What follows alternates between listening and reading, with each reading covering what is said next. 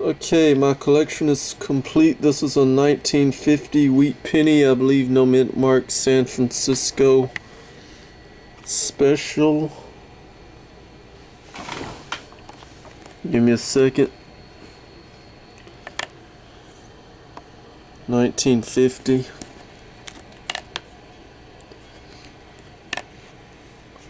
Okay. So I believe it's the Philadelphia, could be no mint mark. It was 272,365,000 for that.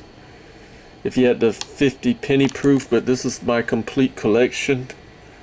If you had the 50 proof, it was 51,386. The 50D, 334,009,050. In the San Francisco S, they minted 118,505, and it was a total of 726,141 of all 1950s.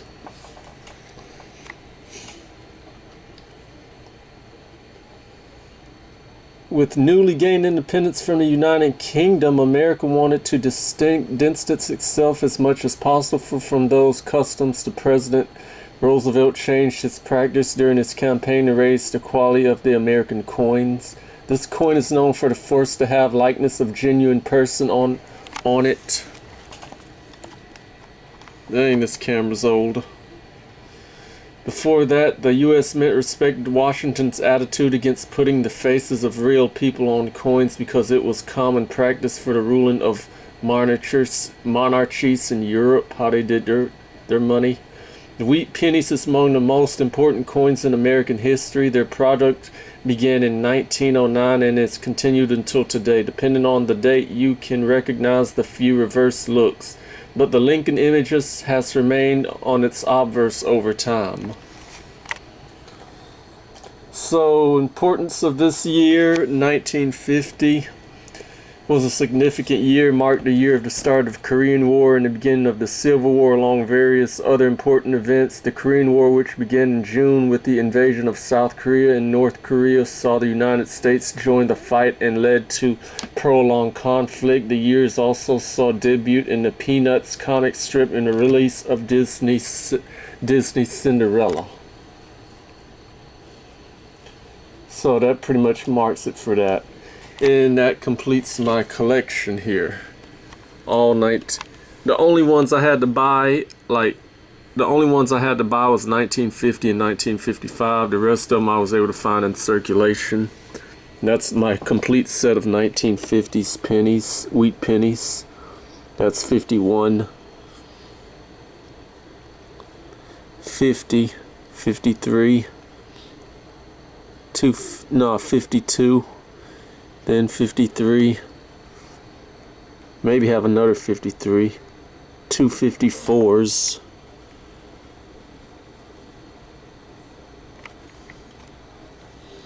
uh, 1955 I had on a recent video, 1956,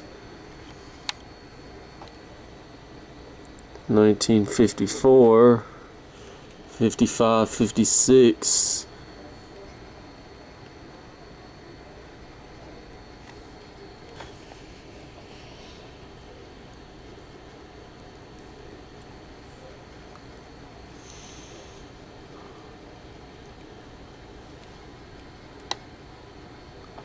'57, it looks like 59, but 59 when we change it to the Lincoln Memorial. And that's my complete set of the 50s. And another interesting thing I want to bring up. Charlie Cooper in 1950, the first made history. He became the first African American basketball player. That was the year of 1950 is when that time came for Charlie Cooper for the Boston Celtics. So, coming out in college in 1950, Cooper signed with the Harlem Globetrotters in April 25, 1950. He became the first African American drafted into the NBA when the Boston Celtics chose him with the 14th overall pick. Cooper was drafted by Boston's Celtics owner Walter A. Brown, coached by the legendary Red Abdullah Branch, and a teammate of the great Bob Courtesy. When officials from the team learned that Boston's interest in Cooper, they suggest he should not have drafted him because he was black. However, Brown's famous quote was, "I don't give a damn if he's stripe, plaid, or polka dot. Boston takes Charles Cooper of Duquesne. Cooper made his NBA debut on November 1st, 1950 against the Fort Wayne Pistons. Cooper played 4 years with the Celtics, then was traded to the Milwaukee Hawks before ending his career as a member of the Fort Wayne Pistons. After that, he spent a year playing before he injured his back in a car crash leaving basketball. During his NBA career, he played a total of 409 games, scored 2,725 points and an average of 6.66 points per game. Had 2,431 rebounds for an average of 5.9 per game and had 773 assists at an average of 1.79 per game.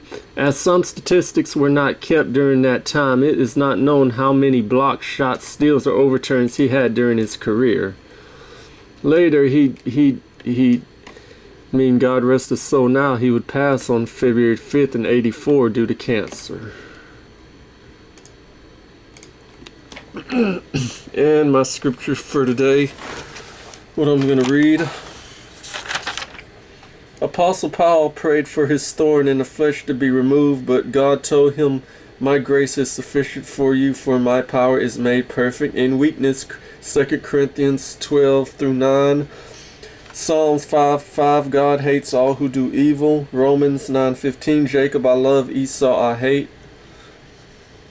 So the Bible often spoke about suffering and hardship as an integral parts of the Christian life, not something to be avoided nor cured through positive thinking or declarations. Acts 29-10, Peter raised a disciple named Tabitha from the dead, and how Paul did the same to Eleusis. Almost done. Like newborn babies crave new spirit milk, so by it you may grow up in your salvation. Thirst for the truth, long for righteousness, ache for understanding. Peter 2:2. Matthew 4:4. Man shall not live by bread alone, but by every word that proceeds from the mouth of God. Romans 12:2. Be transformed by the renewing of your mind. Romans 7. What I hate, I do this, the war of the Redeemer, deliverance from Exodus. And that is it for now. Mr. John, out.